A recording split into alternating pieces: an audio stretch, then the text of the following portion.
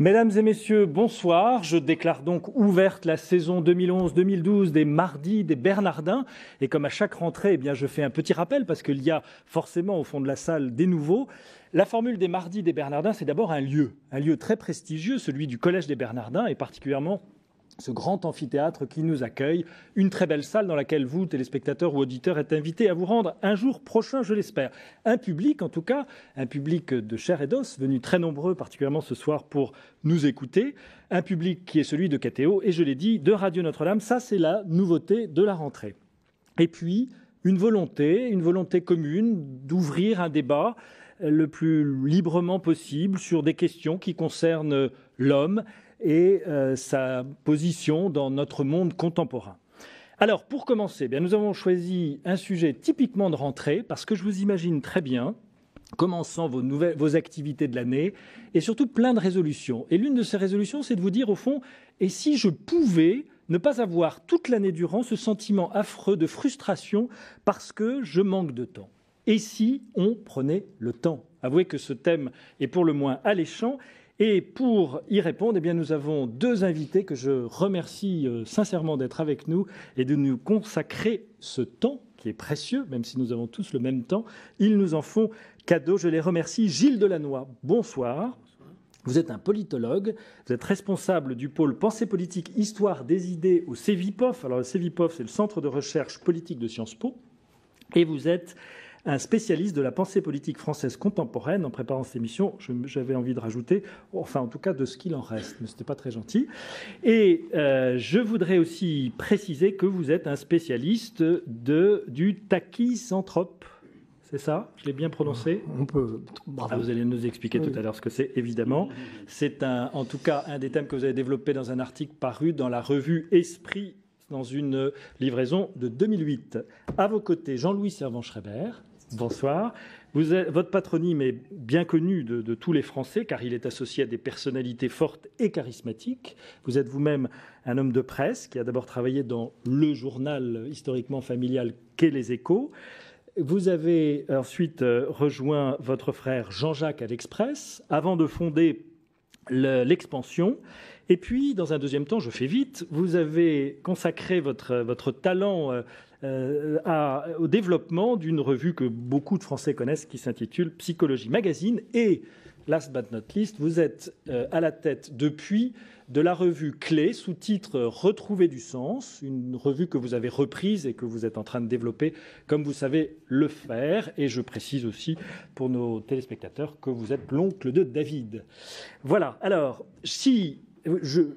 l'élément important au-delà de cette brillante carrière professionnelle, c'est que vous avez une préoccupation de longue date sur cette question du temps et son analyse. Vous avez commis 3 ouvrages, dont le dernier, qui n'est pas vieux puisqu'il date de 2010 et que je présente à l'image, s'intitule « Trop vite, pourquoi nous sommes prisonniers du court terme ».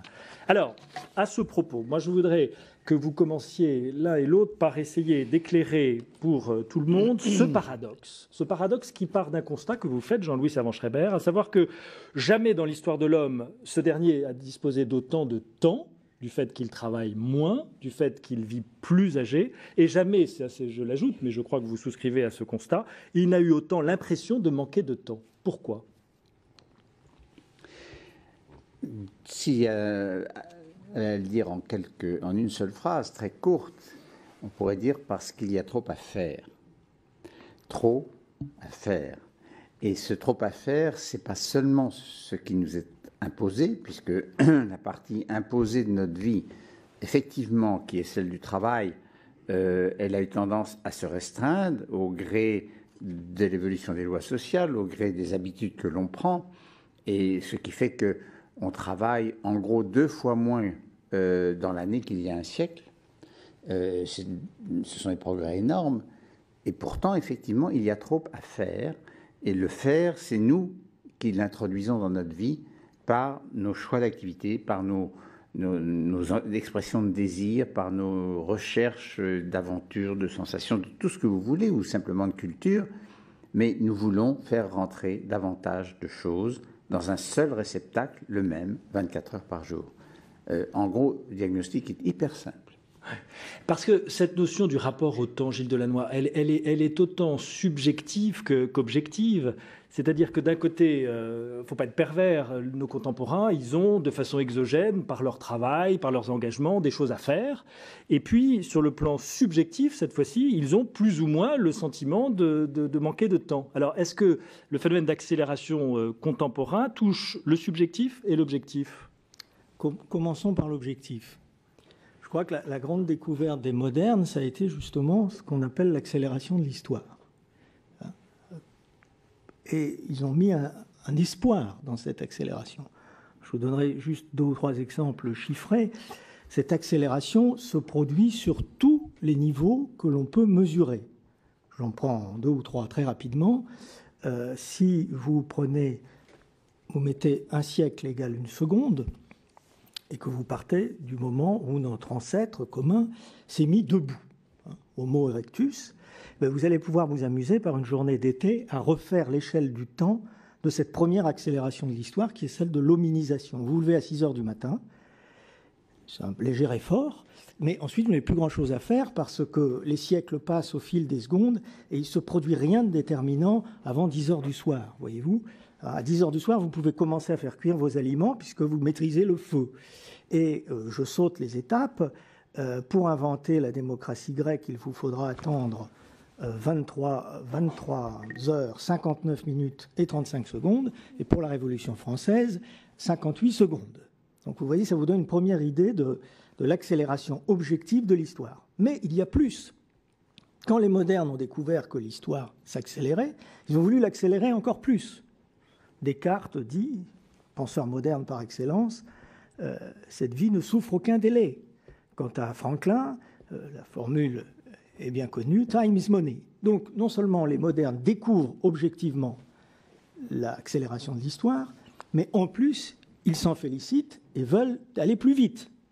Même les révolutionnaires socialistes découvrent que la révolution est inéluctable, peut-être à tort, mais ils veulent l'accélérer, ils veulent qu'elle se produise plus vite. Nous arrivons aujourd'hui au moment où peut-être subjectivement, cette volonté, à la fois ce caractère objectif de l'accélération et cette volonté de continuer à accélérer, devient discutable, se retourne contre elle-même. Enfin, c'est comme ça que je lirai, si vous voulez, l'aspect objectif et l'aspect subjectif. Parce qu'en vous lisant, Jean-Louis Servan-Schreiber, ce qui nous réunit ce soir n'est pas très, très heureux en termes de conséquences pour notre monde. Enfin, vous êtes noir. Le constat est rude.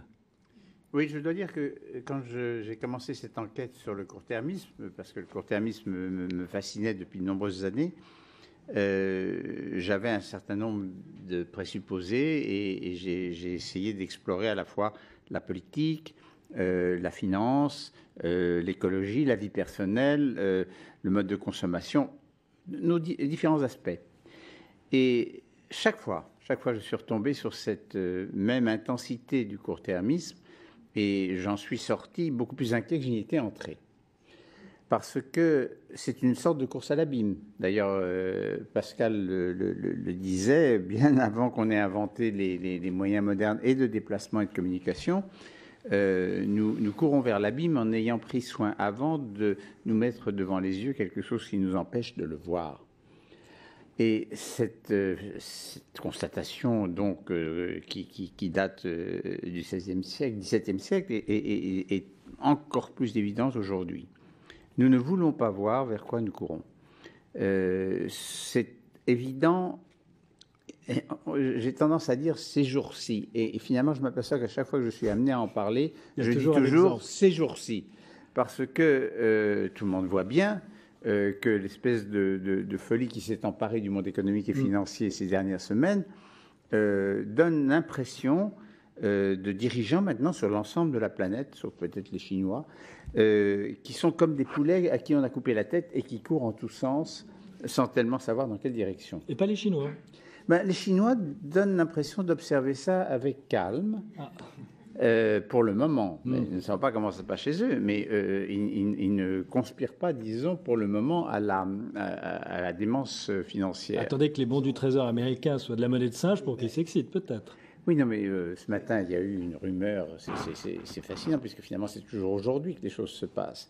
On a annoncé que les Chinois allaient peut-être sauver l'Italie. L'idée même que l'on puisse y songer et que ça puisse se faire montre une chose, c'est qu'un pays comme l'Italie ne peut attendre de secours ni des États-Unis, alors que d'habitude on pouvait, évidemment pas de l'Union européenne, ce qui est un comble parce que c'est le club dont elle fait partie, et qu'on serait obligé d'aller chercher en Asie le secours. Donc ça montre bien, disons, une surchauffe. Et à la base de ça, il y a le manque de réflexion sur le long terme. Quand le général de Gaulle a voulu créer, entre autres institutions de la Ve République, le commissariat au plan, l'idée était d'avoir devant les yeux un grand nombre d'années où on essayait d'évaluer ce qui pouvait se passer et de faire à la fois de la prévision et de la planification, qui a donné lieu à la création de la data, enfin de toute une série d'organismes qui ont permis de planifier la modernité française dans les fameuses 30 Glorieuses. Aujourd'hui, bien sûr, ça fait longtemps que le commissariat au plan a été supprimé, mais aujourd'hui, il n'y a plus de moyens gouvernementaux, il n'y a plus de gens qui sont au niveau gouvernemental en charge du futur. Ça montre que ça n'est plus un sujet d'intérêt. Les entreprises on demandait des plans à 5 ans, au minimum à 3 ans. Aujourd'hui, on vous sourit en disant, écoutez, on va voir ce qui se passe dans les 6 prochains mois. Des grosses entreprises. Bon, alors bien sûr, quand on fait des investissements extrêmement coûteux, on fait toujours une évaluation financière sur plusieurs années, parce qu'il faut bien présenter des chiffres aux banquiers. Mais en fait, plus personne n'a de confiance dans ses propres prévisions. Voilà. Donc, c'est quelque chose qui n'est pas seulement un problème. Je dis ça pourquoi? Parce que tous ceux qui sont ici sont confrontés, et je dirais s'ils sont ici, c'est probablement parce que ce sujet leur parle particulièrement, parce qu'ils se sentent concernés individuellement. Mais ce qui est saisissant, c'est de s'apercevoir que ça n'est pas seulement un problème individuel, c'est un problème collectif. Et qu'en tirant ce fil, on tire un peu toute la pelote de la question de l'existence et de ce que nous faisons sur cette terre. Gilles Delannoy? Pour continuer sur le même thème, je pense qu'il y a une partie de ces problèmes liés au temps qui sont liés au développement inéluctable de notre société. Et puis après, il y a les problèmes que nous avons créés nous-mêmes, ce qui est assez différent.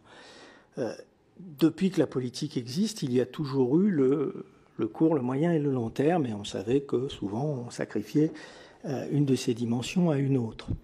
Il est vrai qu'objectivement, et quoi que l'on fasse aujourd'hui, dans l'état de développement qui est le nôtre, nous avons ajouté 2 entités à cette distinction des termes et des échéances. Nous avons l'infracourt, qui est celui que nos technologies permettent, qui notamment est celui maintenant des marchés. L'infracourt. Oui, l'ultra-court, si vous voulez. L'ultra-court. Comme l'infrarouge, l'infracourt. Et nous avons l'ultra-long, l'équivalent de l'ultraviolet, si vous voulez, qui est la dimension écologique. Les choses qui se mesurent par siècle et avec des tendances qui sont quasi réversibles, mais sur lesquelles on pense agir pour voir un effet dans 30-40 ans. Donc ça, objectivement, quoi qu'on fasse, de toute façon, nous sommes confrontés à ces nouvelles dimensions du temps. Mais par ailleurs, le court-termisme est à la fois subi et voulu, bien entendu. Il est voulu pour les raisons que je donnais tout à l'heure, parce qu'il y a une obsession ou une fascination de la vitesse, et plus encore, je dirais, de l'accélération, parce que la vitesse, après tout, c'est très relatif. On est toujours lent par rapport à quelque chose, et rapide. Mais l'accélération, c'est quelque chose qu'on mesure très bien, et qui produit une certaine jouissance, du moins chez la plupart de nos contemporains, semble-t-il.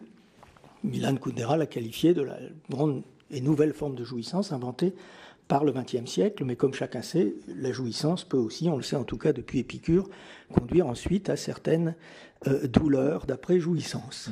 Donc nous sommes un peu confrontés à nos contradictions objectives et subjectives. Alors, on va rentrer justement un peu dans les conséquences de ce phénomène dont vous venez de dresser un peu à grands traits le tableau. Et je voudrais qu'on commence avec l'économie. Moi, il y a une chose dans votre livre, Jean-Louis Servan-Schreiber, qui m'a absolument sidéré. Je le supposais, mais je ne pensais pas le lire de cette façon.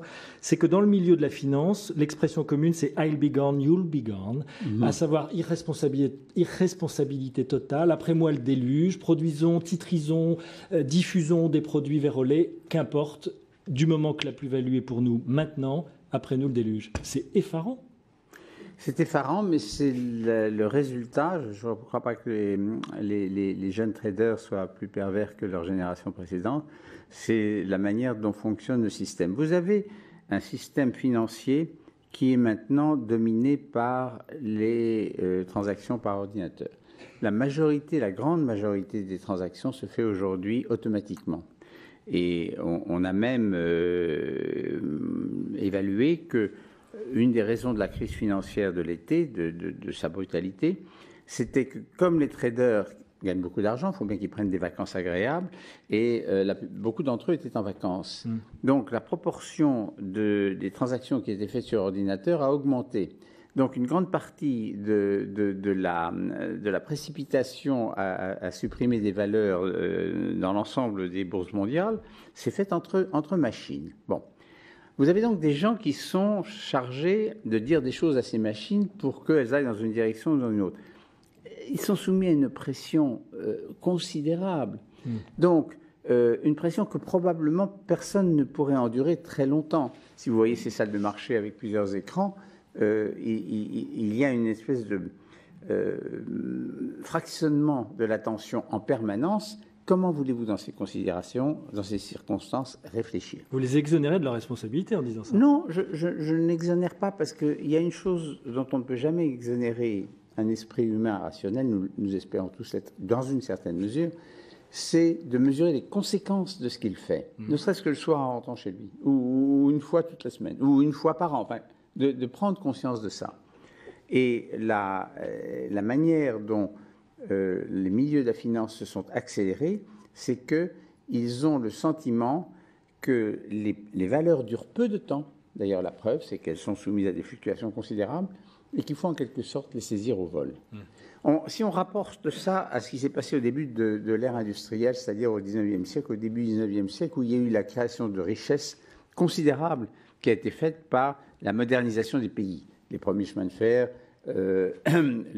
l'équipement en usine et en fabrication dans l'ensemble du pays, des sidérurgies, etc.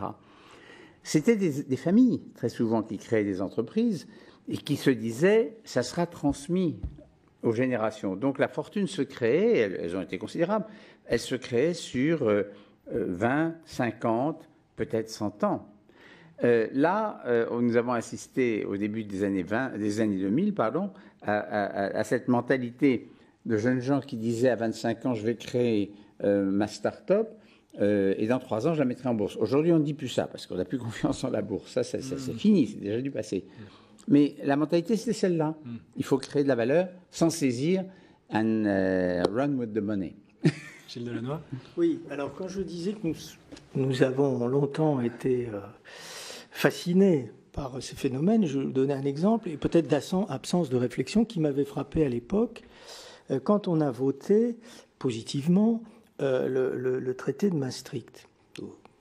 Mon propos ne doit pas être interprété en termes anti-européens, d'ailleurs j'ai voté oui à ce référendum. Mais néanmoins, préoccupé déjà par ce sujet, j'étais assez intrigué par la formule « la libre circulation des capitaux, des biens et des personnes ». Car l'idée qui m'est venue tout de suite à l'esprit, c'est les rédacteurs de ce texte se sont-ils demandé si ces 3 choses circulaient à la même vitesse. Or, s'il faut les ajuster à 3 ensemble en parallèle, ça va être source de gros problèmes, probablement. Notre démocratie, vous qui êtes politologue, est particulièrement impactée par ce phénomène du court-termisme. Comment, au fond, est-ce que cette démocratie... Nous sommes au-delà du court-termisme aujourd'hui, pour moi. Nous sommes dans l'urgentisme. Nous sommes...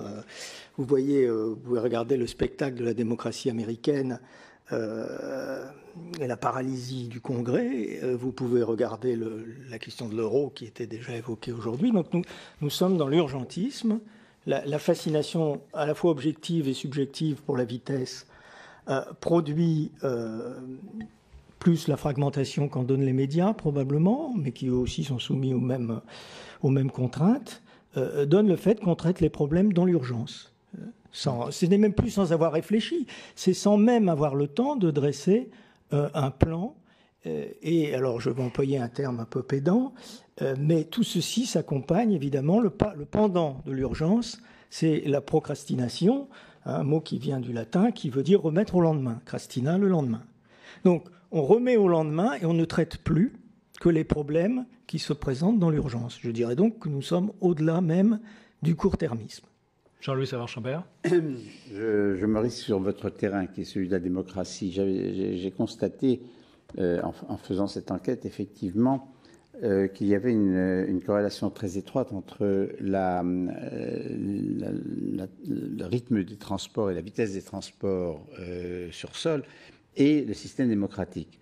Parce que, au fond, nous sommes dans ce domaine un petit peu les enfants de Montesquieu, et qui a théorisé ce qui sert de base à notre réflexion sur la démocratie au XVIIIe siècle. Eh bien, à cette époque-là, bien entendu, la vitesse du cheval ou des diligences faisait qu'une nouvelle mettait 5 jours pour venir de Marseille, mettait 2 jours ou 3 jours pour venir de Brest, que pour traverser la France, il fallait probablement plusieurs semaines. D'où la démocratie représentative, c'est-à-dire qu'évidemment, il était indispensable que ce soit des gens qui se réunissent pour prendre des décisions, puisque on ne pouvait évidemment pas communiquer avec le peuple en permanence. Tout ça, évidemment, appartient au passé. Ça a eu des conséquences d'ailleurs aux États-Unis, puisque le temps entre l'élection américaine et la prise de pouvoir du prochain président a été raccourci dans les années 30 parce qu'on s'est aperçu que c'était plus la peine de venir à Washington à cheval, mais qu'on pouvait le faire en train. Mais ça fait encore quand même, entre l'élection du président, qui est généralement en novembre, il y a au moins 2 mois et demi, avant l'entrée en service du président. Nous, ça nous paraîtrait tout à fait bizarre. Finalement, c'est pas idiot parce que ça permet de préparer le gouvernement. Pour une fois, c'est peut-être le dernier moment où ils ont le temps de réfléchir avant de prendre des décisions. Bon, mais ce qui se passe aujourd'hui, vous l'avez sûrement observé, c'est que les corps intermédiaires, les fameux corps intermédiaires que sont en particulier le législatif, nos élus, qui sont en face, en principe, de l'exécutif et qui sont en principe contrôlent le gouvernement et l'exécutif, ces corps intermédiaires sont complètement squeezés par le fait que les médias mettent en permanence l'opinion face à celui qui dirige et qui décide. Et que finalement, le rythme de la démocratie, il est celui de 24 heures, c'est-à-dire quelle nouvelle, quelle réaction. Et au début, en particulier du quinquennat, oui, on raccourcit tout, du quinquennat de Sarkozy, nous avons tous assisté à ces décisions étonnantes. Le matin, il y avait une annonce dans les médias disant il s'est passé un crime quelque part, et le soir, on avait une mesure qui était proposée et où un ministre faisait une déclaration pour dire on va faire une loi. Bon. Mais pourquoi ? Parce que le rythme est imposé par les médias et non plus imposé par les électeurs. Alors Internet, évidemment, est au cœur de cette accélération. Comment est-ce que vous percevez son rôle de ce point de vue-là ? Moi, je vous donne un exemple glané parmi beaucoup d'informations. Un professeur d'université du Michigan, je ne sais pas son nom, je n'ai pas été vérifier la source, mais enfin, a diagnostiqué que les gens qui contrôlaient en permanence leurs emails étaient encore moins attentifs que ceux qui consommaient de la marijuana. C'est-à-dire qu'on serait dans un phénomène... On peut faire les deux. Mais cette espèce de frénésie de tout le temps retourner sur sa boîte mail, de tout le temps retourner sur une page d'information, qu'est-ce que ça donne C'est ça le tachysanthrope ? Le tachysanthrope, oui, vous expliquer que j'ai forgé sur que j'ai cité dans mon livre. Absolument. Je vous en remercie. Objet un peu comique, hein, c'est une création qui se veut un peu burlesque, mais bon, de même que le cœur qui bat vite on parle de tachycardie. Voilà, j'ai donc créer le tachysanthrope, c'est-à-dire l'homme soit fasciné, soit même simplement soumis à la norme de la vitesse. Après tout, il n'a pas toujours le choix, en effet, et donc il devient lui-même un tachysanthrope. Et j'ai essayé de définir les traits, un peu de façon sommaire, mais quels étaient les traits de ce nouveau caractère. Et est-ce que c'était vraiment satisfaisant? Il y a une sensation chez le tachysanthrope de puissance, de rapidité, donc une certaine jouissance dont on parlait tout à l'heure, mais quels sont les autres effets? Les effets secondaires et aussi importants, donc je ne vous en citerai que quelques-uns. Sans doute la confusion de la fragmentation avec la rapidité, parce qu'il y a aussi une illusion de la rapidité par moment. L'impatience, que je citais aussi. C'est plus les choses vont vite, plus on est impatient. J'aime beaucoup cette anecdote racontée par Solzhenitsyn, parce qu'elle résume tout, où il disait qu'étant arrivé aux États-Unis, le temps lui paraissait plus long quand il attendait le métro sur le quai à New York que quand il attendait dans le froid glacial son repas au goulag, alors que dans un cas c'est quelques minutes et dans l'autre c'était 1 heure ou 2. Donc vous voyez à quel point quelqu'un qui a vécu des situations très contrastées peut témoigner, volontairement ou non, de ces effets secondaires. Il y en a d'autres, j'en ai déjà parlé, le sentiment d'urgence et quelques autres. Il y a évidemment une emprise de la vitesse dont il faut chercher à se libérer. Alors l'exemple que vous donnez, moi, me fait toujours penser aussi à la fascination de la vitesse qui fait qu'on ne se relie plus. Le temps que prendrait de relire un mail. Et en général, la plupart des gens voient l'erreur après l'avoir envoyé. Au mieux, ils vous envoient un autre mail en disant j'ai fait une erreur. Mais on est tellement pris dans cet engrenage, c'est-à-dire puisqu'on peut aller vite, allons vite, et puisqu'on peut aller plus vite, allons encore plus vite, que le simple fait de relire un texte, on se dit mais je vais perdre 10, 15, peut-être 30 secondes si le texte est long, c'est insupportable. Jean-Louis Servan-Chabert. Je crois que ce qui est à la base de ça, dans cette époque maintenant qu'il a nôtre, c'est-à-dire le 21e siècle, il est jeune, mais maintenant il est bien affirmé dans son comportement et ses conséquences, du fait d'ailleurs très clairement de l'entrée forte dans l'ère du numérique. Ce qui est assez frappant, c'est que d'une manière générale, nous avons inventé des machines, à partir du début du 19e siècle en particulier, pour nous permettre de relayer nos efforts physiques et pour nous permettre d'aller plus vite. Et la course à la vitesse a commencé vers 1825, au moment où les premiers chemins de fer ont commencé à rouler. Et maintenant, nous en sommes arrivés à un stade où nous sommes allés tellement loin dans le progrès technologique que maintenant, les machines en question, ce sont elles qui nous entraînent à leur suite. C'est-à-dire que nous ne contrôlons plus leur fonctionnement, nous sommes contrôlés par elles. Ce que vous citez à propos du mail, c'est très intéressant à observer. Le fait qu'il n'y ait plus de délai entre la transmission d'une information et l'arrivée. Généralement, on portait une lettre, on envoyait un porteur, quelquefois on envoyait D'Artagnan chercher des boucles d'oreilles en Angleterre, mais d'une manière ou d'une autre, les choses avaient une durée. Aujourd'hui, toute information est transmise sans durée. Petite anecdote que j'ai vécue hier, c'est toujours, vous savez, le journaliste, c'est l'actualité, c'était hier un de ses défauts. Je dois envoyer un document à une personne qui travaille avec moi au même étage, qui s'appelle Agnès, et je lui envoie un document, 3 documents de suite. Et elle me dit, au bout de 2 minutes, elle me dit, je ne les ai pas reçus. Bon, ça c'est déjà scandaleux, on commence à s'émouvoir. 2 minutes, c'est effrayant. Non, 2 minutes. Bon, alors je me dis, mais comment est-ce possible? Elle me fait un essai, alors elle m'envoie un mail, il arrive tout de suite. Bon. Et je m'aperçois que comme ces appareils automatiques, quand on tape Agnès, il est possible qu'il y en ait d'autres. En fait, je m'étais trompé d'Agnès et ces documents étaient depuis déjà quelques minutes à Shanghai. Bon. Alors, j'ai envoyé un mail à Agnès Shanghai pour lui dire « Excusez-moi, ce n'était pas prévu. » Bon, mais qu'est-ce que ça veut dire? Ça veut dire que nous avons squeezé complètement le délai de transmission. Et comme c'est le cas, nous avons l'impression qu'il faut répondre à la même vitesse. Et de ce fait, nous nous sommes squeezés notre temps de réflexion. Donc c'est la machine qui nous a en quelque sorte privés de notre temps de réflexion. Cyril Delannoy?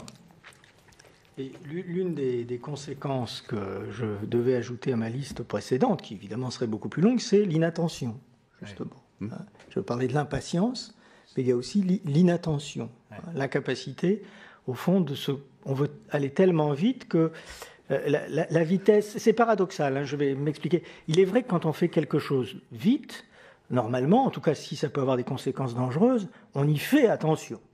On peut au moins l'espérer. Ça se produit encore.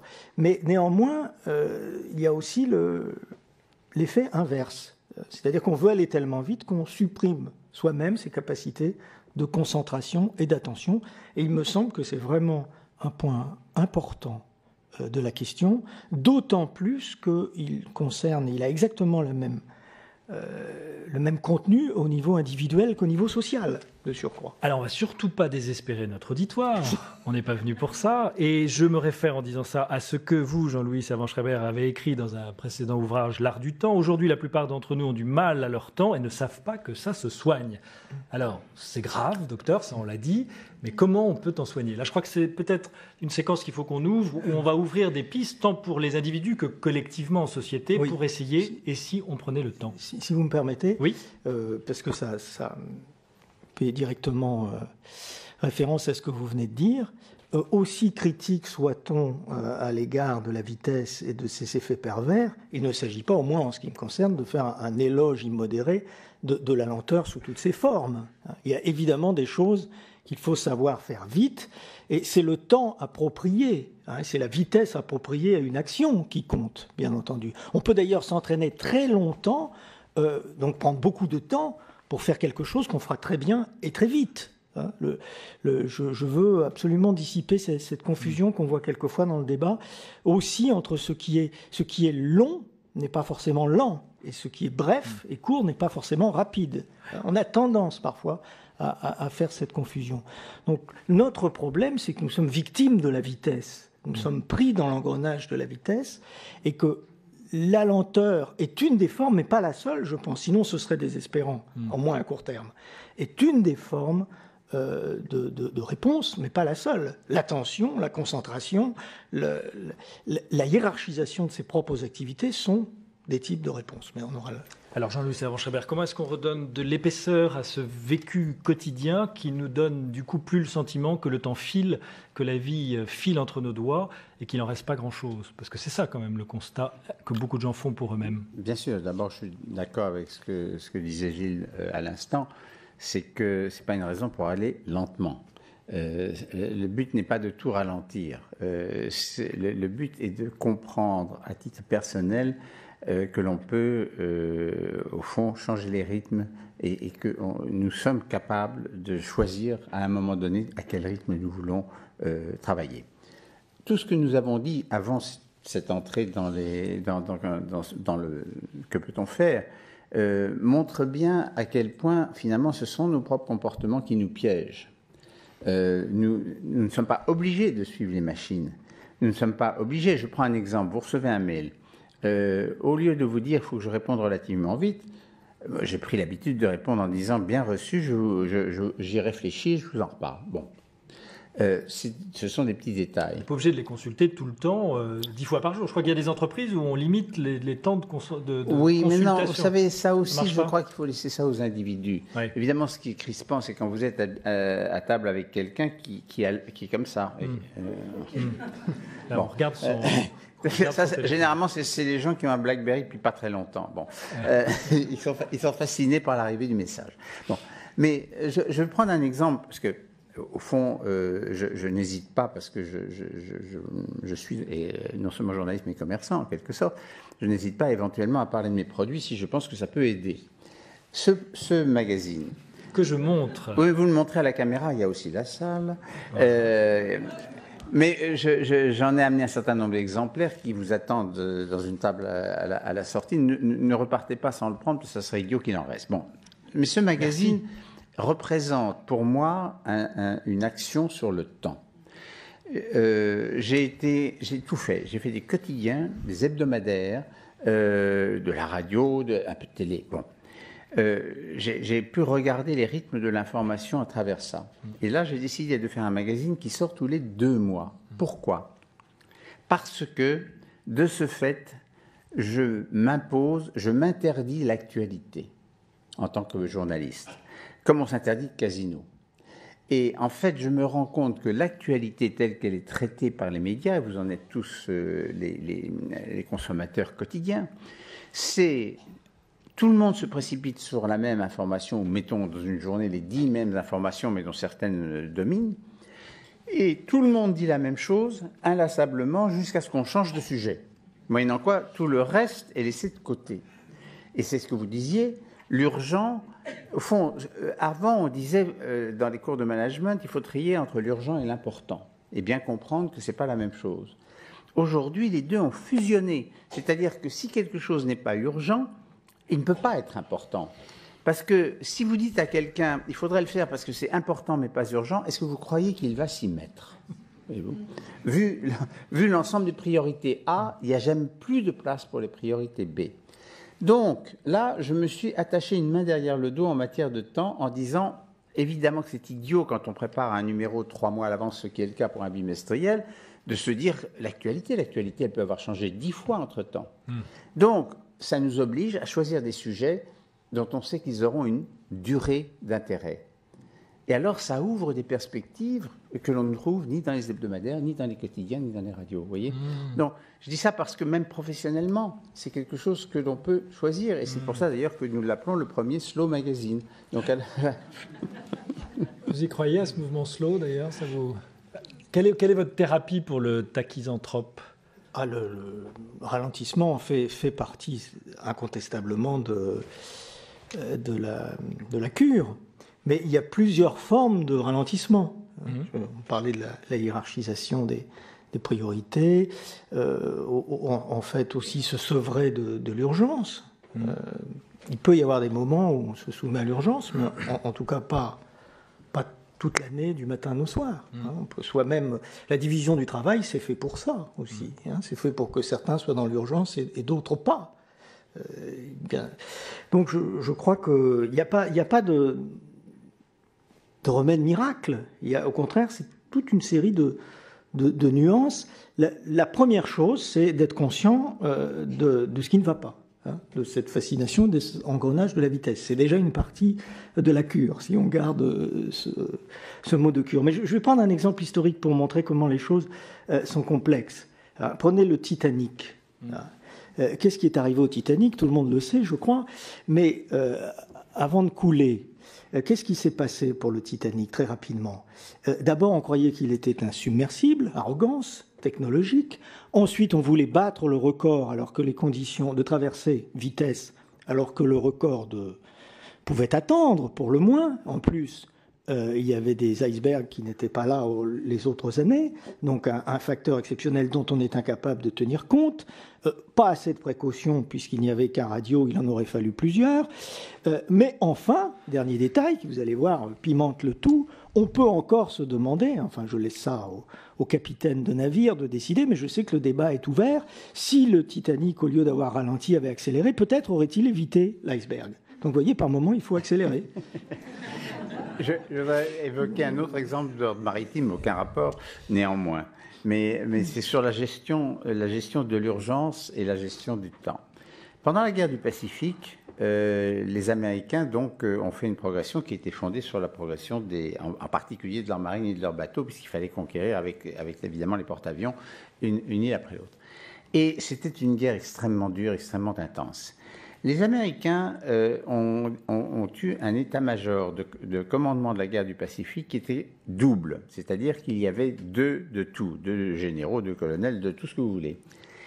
La moitié du temps, il y avait un état-major qui menait la guerre et l'autre qui était à Hawaï en train de réfléchir, d'observer et de voir comment on pouvait faire autrement et éventuellement d'y réfléchir. Et ensuite, au bout de 6 mois, il changeait. Parce qu'évidemment, d'abord, celui qui était au contact permanent était épuisé, et les autres étaient frais et avaient eu le temps de prendre le temps de faire les choses. Et au fond, c'est assez significatif, parce que les Américains sont en général des gens qui ont un bon système d'organisation. C'est quelque chose que chacun d'entre nous pourrait faire. Alors, je sais bien, on va nous dire, et à juste titre, quand on est une femme de 32 ans qui a un job à plein temps et 2 enfants, je vois pas très bien comment elle peut se mettre de côté pour réfléchir tranquillement. Bon, mais courage, c'est pas comme ça à toutes les époques de la vie. Et ensuite, il y a toujours des moyens de trouver, ne serait-ce que la méditation. C'est un peu la tarte à la crème, mais chaque génération redécouvre en ce moment la méditation. Ça veut dire quoi? Ça veut dire qu'on est à la recherche un peu de silence, un peu de tranquillité, et la notion que quand on fait ça, même quelques minutes par jour, il se passe des choses dans la tête. Et c'est là où on se rend compte que nous sommes à tout moment disponibles pour une façon différente de réfléchir. Oui, Gilles Delannoy. Je voulais ajouter aussi que, toujours dans le sens de ce que nous disions tous les deux, la vitesse, c'est aussi une forme dérivée de la fascination pour la quantité par rapport à la qualité. Et alors, plus on veut faire de choses, plus on est obligé de les faire vite, et ça joue aussi dans l'autre sens. Plus on fait vite, plus on a l'impression qu'on pourra faire de choses. Donc, dans la résistance à cet engrenage, il y a aussi le fait d'être de moins en moins fasciné par la quantité et beaucoup plus par la qualité de ce qu'on fait. Ce qui n'est pas facile à imposer, parce qu'aujourd'hui, toutes les méthodes d'évaluation, très, très à la mode aujourd'hui, sont largement quantitatives, ce qui pourra avoir des effets tout à fait pervers, à mon avis. Dans le lieu où nous sommes et d'où nous parlons, vous le savez, ce collège des Bernardins, historiquement, il y a des moines qui ont vécu pour l'étude. Et moi, je voudrais vous demander dans quelle mesure l'équilibre de la vie monastique n'est pas un exemple difficilement transposable dans la vie courante, encore que, d'une bonne gestion du temps et du coup d'une bonne épaisseur de vie. Là, dans le prochain, ou le suivant, oui, dans deux numéros de clé, c'est-à-dire avant la fin de l'année. Vous avez un an d'avance, là. Non, je n'ai que 3 mois d'avance. Nous publions un article que j'ai demandé à un garçon typique de notre époque, qui a 35 ans, et qui est un fou de Facebook, de Twitter, des ordinateurs, de tout ça. Et ce garçon a dit à un moment donné, je crois que je suis en train de perdre pied, je vais aller passer 8 jours dans un monastère. Et il a fait une recherche sur Internet, il y avait plein de monastères possibles, il en a choisi un parce qu'il trouvait que c'était le plus beau, et il s'est retrouvé chez les trappistes. Disciples de Saint-Bernard. Disciples de Saint-Bernard et qui ont comme consigne de parler le moins possible. Bon. Et alors, il a fait un papier, comme il a beaucoup d'humour et de talent, il a fait un papier tout à fait délirant en disant... tout d'un coup, je me retrouve, ils étaient là, ils étaient tranquilles, ils ne parlaient pas pendant le repas. On nous lisait le récit des prouesses des jésuites pendant la guerre de 14. Et je me disais, mais je vais tweeter ça. Mais il s'était interdit de tweet. Il s'était heureusement interdit de toute une série de petits gadgets comme ça. Et il dit, au début, je me sentais mal, mais mal. Et puis alors, au bout de 4 jours, ça a commencé à se détendre. Et puis quand il est parti, il s'est dit, pourquoi seulement 8 jours? Vous voyez? Bon. Et évidemment que depuis, il s'y est remis. Mais c'est parce que, au fond, nous sommes des animaux qui sommes poreux. On nous change de bocal, nous changeons de bocal, nous changeons de comportement. Mais il nous revient à nous, chacun, la responsabilité de savoir où nous allons. Je prends un exemple. Des gens qui ont une vie trépidante pendant l'année choisissent au moment de leurs vacances d'avoir des vacances encore plus trépidantes. En voyageant beaucoup, en allant en boîte tous les soirs, en profitant de la vie pour faire des choses épuisantes et énervantes. Bon, je ne les critique pas. Je dis qu'il ne faut pas qu'ils se plaignent quand après ça, une fois revenus à Paris, ils trouvent que le rythme de la ville est intense. Bon, il y a des contre-feux, mais on les a oubliés. Gilles Delannoy, est-ce que l'être spirituel n'est pas celui qui est trop en sommeil pour dominer cette frénésie du temps? Écoutez, certains historiens savants avaient établi un rapport auquel me faisait penser votre question, en disant que c'était la disparition des ordres monastiques du monde anglo-américain qui avait permis le fulgurant développement du capitalisme. Alors, tout ça, ça me plonge dans un abîme de réflexion, ce que vous dites. Mais peut-être est-on arrivé, en effet, au moment où il faut rétablir une certaine forme de vie, justement, qui viendra ralentir ce mouvement qui a eu sa période de dynamisme, mais dont le dynamisme semble au moins pour l'instant, se retourner contre lui-même. Vous savez, j'ai écrit mon premier livre il y a longtemps, quoi, et qui portait sur mon métier de journaliste. Et j'avais écrit à l'époque, c'était presque prophétique, il y aura des lieux, on va se retrouver dans des endroits où l'on paiera relativement cher pour ne pas avoir la télévision. En gros, c'était le Club Med, quoi. Bon, eh bien, la mauvaise nouvelle, c'est que maintenant, on peut avoir la télévision au Club Med, vous voyez.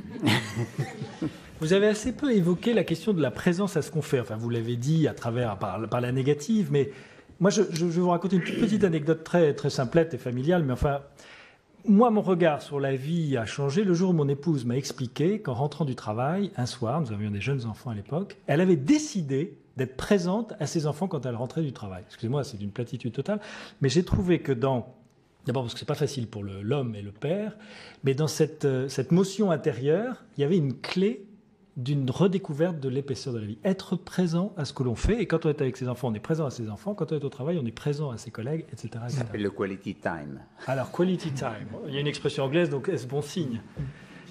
Ça, pas forcément. Une des incitations à étudier ce sujet avait été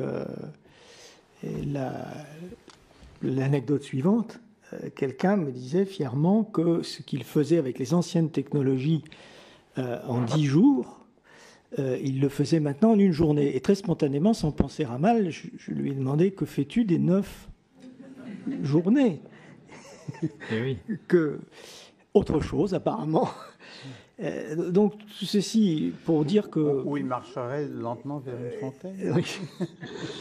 Je crois qu'il n'y aura pas de solution purement individuelle à ce problème, ni de solution purement sociale et contraignante. Il faut que les deux arrivent en harmonie. Oui. Je crois que sur un plan un peu géopolitique ou idéologique, vous avez remarqué que nous sommes à une époque où il n'y a plus d'idéologie disponible. Elles sont périmées, elles ont été un peu usées. Mais il en reste une, et elle est tout à fait intéressante parce que je ne crois pas qu'elle soit allée jusqu'au bout de ses développements. C'est celle de l'écologie. Et je pense que c'est une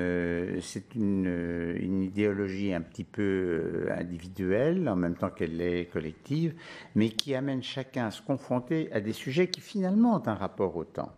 Parce que ce grand écart que nous vivons, où on répond dans la minute à un message qui vient de l'autre bout du monde, et en même temps, nous sommes confrontés et nous sommes préoccupés, en tout cas ceux qui ne le sont pas ont bien tort, de questions écologiques qui, elles, ont une demande 20, 30, 50 ans de préparation ou de correction de tir, fait que si nous sommes suffisamment conscients de ces urgences, qui sont en fait des urgences de long terme, je ne sais pas si c'est une occasion d'exprimer cette notion, mais quand on dit qu'il est urgent d'attendre, il est urgent de s'occuper du long terme. Eh bien, l'écologie est une école de cela.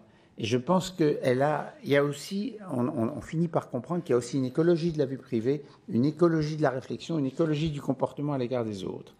Et c'est beaucoup plus général que la nature. Gilles Delannoy. La biologie reste une contrainte qui peut nous sauver en partie des éléments les plus nocifs de la fascination de la vitesse.